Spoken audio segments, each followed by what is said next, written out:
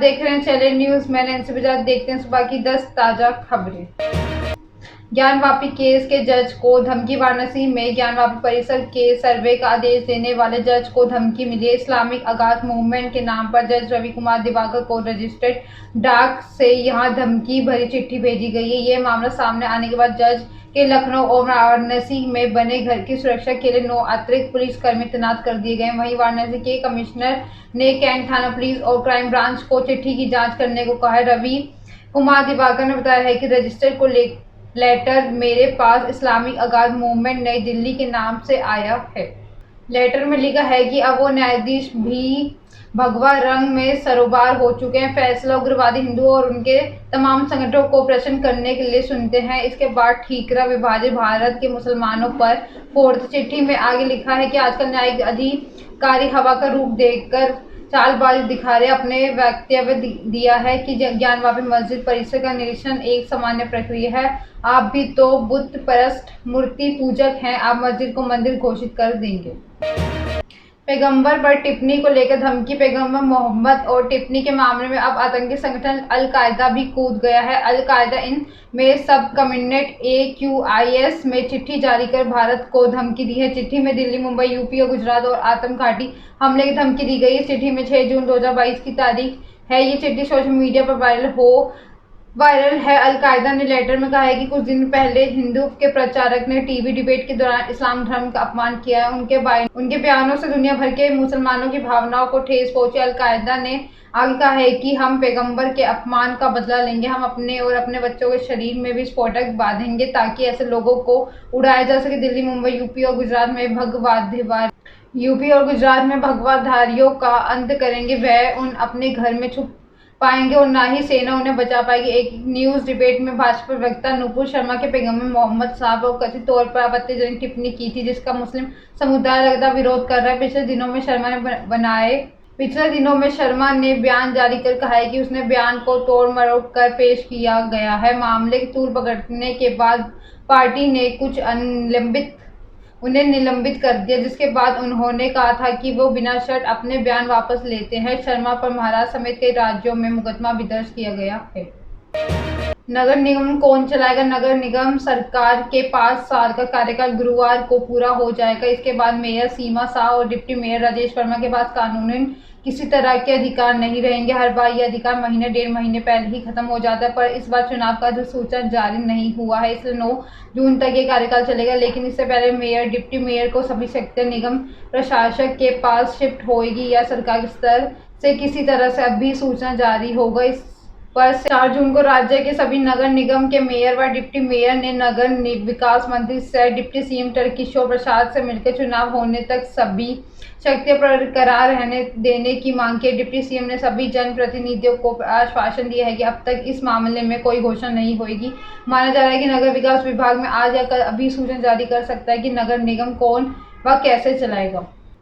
इधर मंगलवार को मेयर सीमा शाह 1 घंटे के लिए दफ्तर आई है, पर किसी तरह के लिखित निर्देश उन्होंने नहीं दिए। डिप्टी मेयर राजेश वर्मा पिछले 1 साल से यदा कायदा में अपने दफ्तर आते, जबकि पार्षदों का कार्यकाल 23 मई को ही खत्म हो चुका। मेयर सीमा शाह ने बताया है कि उन्हें कई कार्य नहीं करवाने का अफसोस है। मेयर का शपथ लेते उनके ऊपर केस हो या 3 बार विश्वास प्रस्ताव लाए गए, लेकिन वह पद पर बनी रही है। 5 साल में 5 नगर व्यक्तित्व आयुक्त के साथ सामंजस्य बनाकर कार्य करने में कई तरह की परेशानी हुई। 2 साल कोरोना में खत्म हो गया।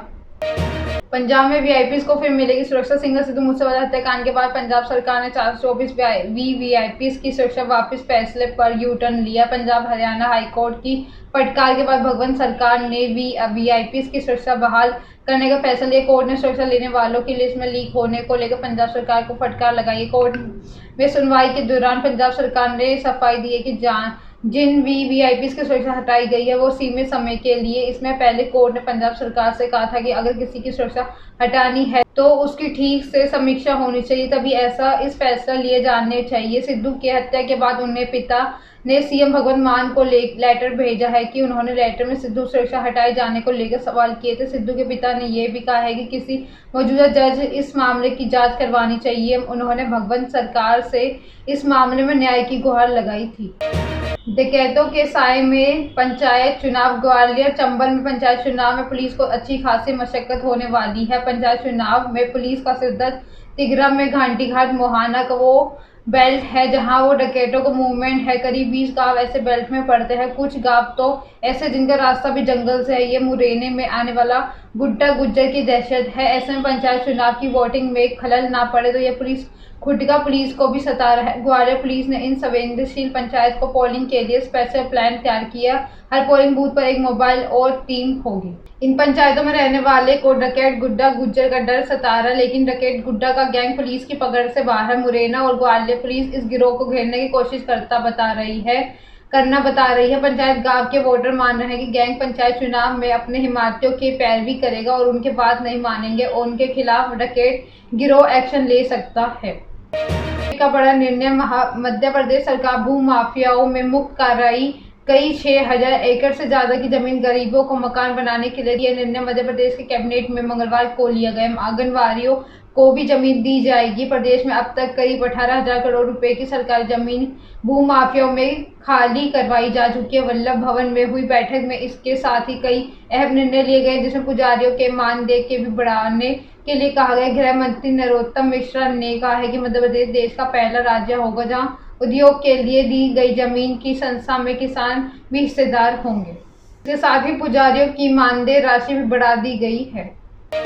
बोरिस जॉनसन पीएम बने रहेंगे। ब्रिटिश प्रधानमंत्री बोरिस जॉनसन ने सोमवार को विश्वास मत जीत लिया। अविश्वास प्रस्ताव उन्हीं के सत्तारूढ़ कंजर्वेटिव पार्टी के सांसद लाए हैं। जॉनसन ने अपने 49 सांसदों के समर्थन हासिल किए। कुल 349 सांसदों में से 211 के वोट उन्हें मिले। जॉनसन का इस साल का अधिकांश समय कोविड लॉकडाउन के दौरान पार्टी करने के आरोपों पर विपक्ष के हमलों में अपनी सरकार का बचाव करने में बीता। पार्टी गेट स्कैंडल को लेकर लंबे समय से उनकी सरकार दबाव में थी। कोरोना के कड़े प्रतिबंधों के बीच उन्होंने और उनके स्टाफ ने प्रधानमंत्री निवास 10 डाउनिंग स्ट्रीट पर कई ऐसी पार्टी आयोजित की। इसके लिए पुलिस ने उन पर जुर्माना भी लगाया था। इसके अलावा उनकी पार्टी में कई सांसद सरकार से इस बात पर नाराज थे कि वो सरकार की कंट्रोवर्शियल नीतियों का बचाव करते हैं और सरकार बार नीतियों में बदलाव कर देती है। इन्हीं पर वजह से पार्टी के सांसद जॉनसन का प्रभावी नेता के तौर पर नहीं देख पा रहे हैं। यूपी में पबजी के लिए मां की हत्या। लखनऊ में पबजी न खेलने देने से नाराज 16 साल के बेटे अपने मां की गोली मार के हत्या कर दी। 3 दिनों में तक उसने अपने घर में ही मां की लाश को छुपाए रखा। हत्या के बाद उसी रात को बेटे ने 10 साल की बहन के साथ घर में रात गुजारी। दूसरे दिन यानी रविवार को बहन को घर में बंद कर दोस्त के घर गया। रात में दोस्त को साथ लेकर आया और ऑनलाइन ऑर्डर करके खाना मंगवाया। खाना खाने के बाद लैपटॉप पर मूवी देखी तो दोस्त ने मां के बारे में पूछा तो बताया है कि दादी की तबीयत खराब है, मम्मी उनके पास गई है। इसी रात दोनों ने कुछ खाना घर में बनाया, तब तक शव सड़ने लगा, तब बदबू आ रही थी। दोस्त को भनकना लगी तो इसके लिए हत्यारे बेटे ने पूरे घर में रूम फ्रेशनर डाला। मंगलवार की सुबह दोस्त चला गया तो आरोपी मोहल्ले में खेलने निकला तो शाम तक दुर्गंध फैलने लगी तो उसने रात में पिता को वीडियो कॉल किया, फिर वारदात के बारे में बताया। ट्रॉफी में कमाल हो गए। क्रिकेट में वैसे तो कई रिकॉर्ड बने हैं और टूटे भी हैं, लेकिन बुधवार को बेंगलुरु के अलूर क्रिकेट स्टेडियम में अनोखा रिकॉर्ड बना है। तो यहां रणजी ट्रॉफी के क्वार्टर फाइनल मुकाबले में बंगाल की पहली पारी में उसके सभी 9 खिलाड़ियों ने अर्धशतक जमाए, जबकि 10वां खिलाड़ी अपनी पारी का इंतजार ही करता रह गया। फर्स्ट क्लास क्रिकेट में ऐसा पहली बार हुआ है कि जब किसी एक टीम की ओर से एक भी पारी में 9 खिलाड़ियों ने अर्धशतक जमाए। 88 साल के रणजी इतिहास में बंगाल ऐसा करने वाली पहली टीम बनी। बंगाल ने झारखंड के खिलाफ अपनी पहली पारी में 7 विकेट पर 773 रन बनाकर पारी घोषित की। उसकी ओर से बल्लेबाजी करने उतरे सभी 9 खिलाड़ियों ने 50 जमाई। अहम बात यह है कि सब ने 50 प्लस स्कोर किया है, जबकि 2 ने अर्धशतक के सैकड़ों में तब्दील किया। उसने 15 छक्के में 49 चौके शामिल। पारी में तीसरे विकेट के लिए 273 रन साझधारी मजूमदार 117 और सुदीप कुमार 186 के बीच दोनों ने शतकीय पारियां खेली। सलमान बोले, मुझको धमकी नहीं मिली। बॉलीवुड सुपरस्टार सलमान खान को मिली धमकी भरे खत के मामले में मुंबई पुलिस ने एक अज्ञात शख्स के नाम पर केस दर्ज किया। अब इस मामले में पुलिस ने सलमान को बयान दर्ज करवाया है। रिपोर्ट्स के मुताबिक पुलिस को दिए गए बयान में सलमान ने धमकी मिलने से इनकार कर दिया। उन्होंने कहा कि मेरी किसी से दुश्मनी नहीं और ना ही मुझे किसी ने धमकी दी। बांद्रा पुलिस को बयान दर्ज करवाने के बाद सलमान अपनी अपकमिंग फिल्म की शूटिंग के लिए हैदराबाद निकल गए हैं। ये थी सुबह की 10 ताज़ा खबरें। ऐसे अपडेट्स के लिए बने रहे हमारे साथ। हमारे चैनल को लाइक करें, कमेंट करें एंड सब्सक्राइब करना ना भूलें। धन्यवाद।